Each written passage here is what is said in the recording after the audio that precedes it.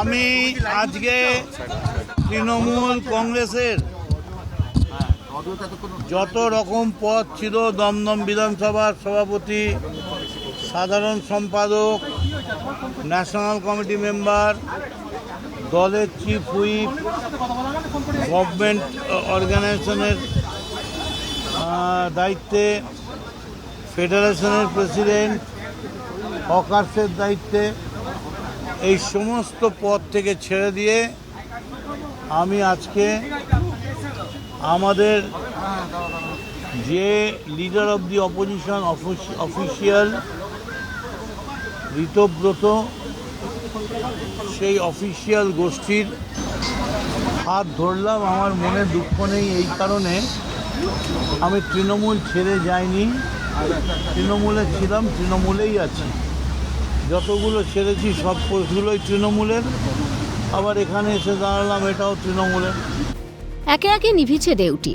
ফিরহাদ হাকিম, জ্যোতিপ্রিয় মল্লিক, অরূপ বিশ্বাস, চন্দ্রিমা ভট্টাচার্য, অনুব্রত মণ্ডলের পরে এবার মদন মিত্র বদলালেন শিবির। রাজনীতির আঙিনায় মদন মিত্র একটা নাম। সেই মদনই এবার মমতা বন্দ্যোপাধ্যায়ের দেওয়া সমস্ত পদ ছেড়ে এলেন ঋত তৃণমূলে। বুধবার দুপুরে বিধানসভায় ঋতব্রত বন্দ্যোপাধ্যায়ের পাশে বসেই কালীঘাট তৃণমূলের দেওয়া সমস্ত পদ ছাড়ার কথা ঘোষণা করেন মদন মিত্র। শিবির বদলে তিনি জানান, তৃণমূলে ছিলাম, তৃণমূলেই রইলাম, শুধু ও ঘর থেকে এ ঘরে এলাম। ও ঘরে সুখের পালঙ্ক ছিল, এ ঘরে খাটিয়া আছে।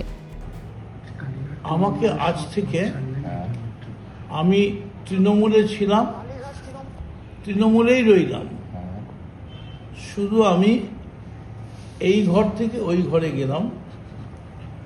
ওই ঘরে হয়তো পালঙ্ক ছিল, এই ঘরে হয়তো একটা খাটিয়া রয়েছে, কিন্তু আমি খাটিয়ার দিকটাই নিলাম। রাজনৈতিক মহলের মতে মদন মিত্রের সঙ্গত্যাগ নিঃসন্দেহে মমতা বন্দ্যোপাধ্যায়ের কাছে বড় ধাক্কা। তৃণমূলের জন্মলগ্ন থেকে মমতার সঙ্গী মদন মিত্র অনেক লড়াইয়ের সাক্ষী। মঙ্গলবার প্রবল জল্পনা তৈরি হয়েছিল তৃণমূল কংগ্রেস বিধায়ক মদন মিত্রকে নিয়ে, কারণ তিনি ঋতব্রত বন্দ্যোপাধ্যায় শিবিরের অন্যতম নেতা সন্দীপন সাহার বাড়িতে গিয়েছিলেন। আর বুধবার বড় ঘোষণা করলেন তিনি। শিবির বদলের পর মদন মিত্র বলেন, যদি তৃণমূলের হাল এখনই ধরা না যায় তাহলে বিজেপিকে হারানো যাবে না, অভিষেককে দিয়ে বিজেপিকে হারানো যাবে না, হিটলারি কায়দায় কোমরে হাত দিয়ে হুইসল বাজাবে, এসব করা হবে না, মানুষের কাছে যেতে হবে। এখনও যদি কেউ চ্যালেঞ্জ নেয়, একেবারে মাটিতে নেমে সত্যিকারের তৃণমূলের ডাক পায়, তাহলে ব্রিগেড ভরানোর ক্ষমতা রাখে তৃণমূল। প্রত্যয়ী মদন। তৃণমূলের অবস্থা যদি এখনই হাল ধরা না যায়, তাহলে ভবিষ্যতে কোনোদিন বিজেপিকে হারানো যাবে না। ওই অভিষেক ব্যানার্জিকে দিয়ে বিজেপিকে হারানো যাবে না। ওই হিটলারি কায়দায় ট্রেন থেকে নেবে, কোমরে হাত দিয়ে 4 তারিখ দেখে নেবো, হুইসেল বাজবে, এসব করে হবে না। মানুষের কাছে যেতে হবে। আমাদের লড়াই আধিপত্যবাদ কায়েম করার চেষ্টার বিরুদ্ধে সমষ্টির লড়াই। মদন মিত্রের মতো বর্ষীয়ার রাজনীতিবিদ, দীর্ঘদিনের বিধায়ক, প্রাক্তন মন্ত্রী এই কালেকটিভে যুক্ত হওয়ায় আমাদের কালেকটিভ আরও শক্তিশালী হলো, বললেন ঋতব্রত বন্দ্যোপাধ্যায়। ওই টিম এই টিমের বিষয় নয়। আমরা বারবার যেটা বলেছি যে আমাদের লড়াইটাই হচ্ছে ইন্ডিভিজুয়াল কাল্টের বিরুদ্ধে।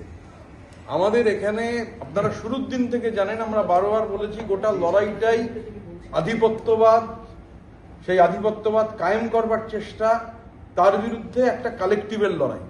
আমরা একটা কালেকটিভ, সেটাই আমাদের পরিচয়। এবং মদন মিত্রের মতো বর্ষীয়ান রাজনীতিবিদ, দীর্ঘদিনের এমএলএ, প্রাক্তন মন্ত্রী, এবং ওই যে মদনদা বলছিলেন, মদনদা এখান থেকে যে বললেন না, হেঁটে যদি যান নিউ মার্কেট পর্যন্ত কেউ ডিম ছুড়বে না। আমি গত 3 দিন ধরে এখান থেকে পেছন দিয়ে হেঁটে হাইকোর্টে যাচ্ছি, দোতলায় উঠছি, নেমে আসছি, কোথাও কোনো ডিম ছোড়ার ব্যাপার নেই। এই কালেকটিভের যারা হেঁটে যাবেন, কোথাও ডিম ছোড়ার ব্যাপার নেই। স্বাভাবিকভাবে এটা একটা কালেকটিভ। মদন মিত্রর মতো বর্ষীয়ান রাজনীতিবিদ, তিনি আমাদের এই কালেকটিভে যুক্ত হওয়ায় আমাদের কালেকটিভ আরও শক্তিশালী হল। তৃণমূল কংগ্রেসের ভাবধারা আমরাই এগিয়ে নিয়ে চলেছি, তৃণমূলের আইডিওলজিকে আমরাই ধরে রেখেছি। সে কারণেই একের পর এক বর্ষীয়ান নেতা এখানে আসছেন, আরও আসবেন, বললেন সন্দীপন সাহা। তৃণমূল কংগ্রেসের ভাবধারা আমরাই এগিয়ে নিয়ে চলছি, তৃণমূল কংগ্রেসের আইডিওলজি, সেই আইডিওলজিকে আমরাই ধরে রেখেছি। সেই কারণেই একের পর এক যারা বর্ষীয়ান নেতা, যারা তৃণমূল কংগ্রেসটাকে গঠন করলেন, দাঁড় করালেন, লড়াই লড়লেন, তারা আজকে এটা বুঝতে পেরে সকলেই আমাদের দিকে এসে যাচ্ছেন এবং আগামী দিনেও আসবেন। কালীঘাট তৃণমূলের দাবি, ভয়ে আপনি ঋত তৃণমূলে এলেন। সাংবাদিকদের প্রশ্নের উত্তরে মদনের সাফ জবাব, আমার তো ইডির থেকে এবির প্রতি ভয় বেশি ছিল। ইডি ধরলে তবু কথা বলে জিজ্ঞেস করবে, এবি তো কখন কোথায় তাড়িয়ে দেবে। আমি ভয়ে যোগাযোগ করলাম। আমার তো ইডির থেকে ভয় ছিল এবি বেশি। ইডি ধরলে তবু কথা বলে জিজ্ঞেস করবে, ওখানে এবি কখন কোথায় তাড়িয়ে দেবে, কি করে দেবে ভগবান জানে। আর আমি ইডিকে, অভিষেক বন্দ্যোপাধ্যায় জীবনে যায়নি। আমি 27 মাস জেলে ছিলাম, পার্টির বিরুদ্ধে বলিনি, সমস্ত রকম সহযোগিতা করব, যা বলবে তাই করব। প্রমাণ করুন যে মদন মিত্র টাকা নিয়ে চাকরি দিয়েছে, মদন মিত্র গয়না নিয়ে চাকরি দিয়েছে, তা কাজ করুন না, এটা প্রমাণ না করে একটা গণভোট করে দিন না বাংলায়।